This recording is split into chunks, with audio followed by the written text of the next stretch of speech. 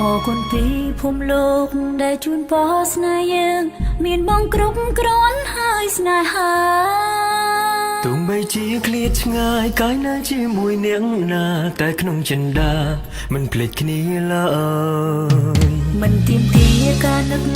ឬខលជួបរាល់ថ្ងៃត្រឹមនឹកស្រីពេលដែលបងឯកា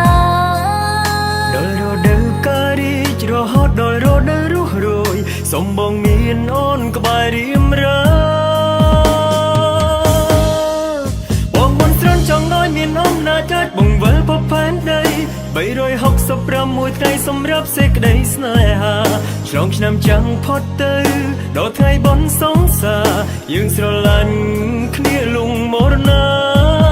ឆ្នាំនេះសូមមានឱកាសនៅមើលកំជ្រោះជាមួយគ្នាសូមឲ្យមានវេលាបែបនេះរហូតដល់សូន្យសង្ខារថ្ងៃនេះនឹងម្សិលមិញថ្ងៃស្អែកក៏នៅស្នេហា